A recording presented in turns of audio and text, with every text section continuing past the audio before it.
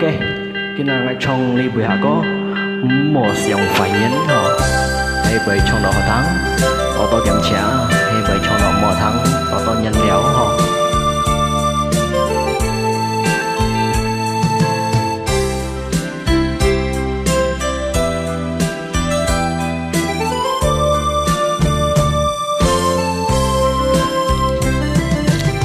anh to nhìn con xích chiếu xích phải nhìn giá hắn dù nhìn cùng ngầu giá ngấu xeo nhìn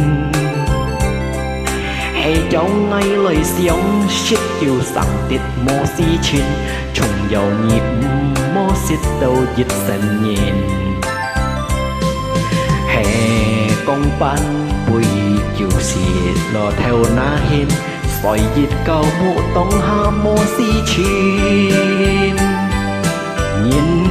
ba xe hạt trò xe ba chân xin chiết dầm sông cùng tàu tròn giá hắn cuốn xì tìm hay cả phen yêu xít chiều cải nhân ngày trong ly theo cô ôi chu hê con bay kia tổn nhi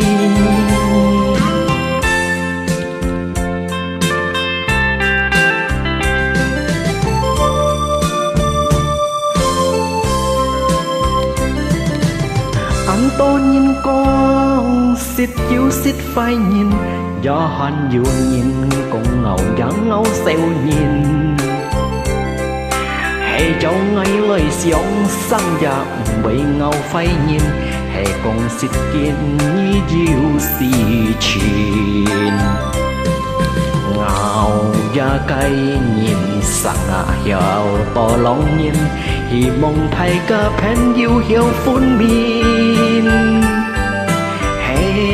con yêu nhìn ở lọ bộ trong nhìn mày xa kiều nhi hay mê con kỳ tèo nhìn cú số chi thay cả oi phun min mô xiong phải nhìn ngào da cây nhìn da yêu nhìn chín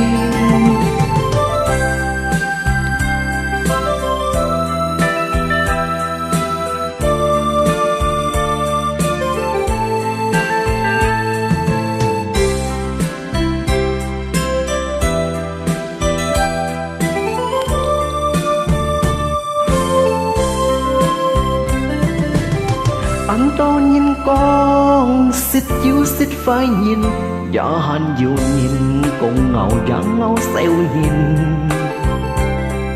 hay cháu ngay lời xiong xích chiếu sẵn tiết mô si chín trùng dầu nhịp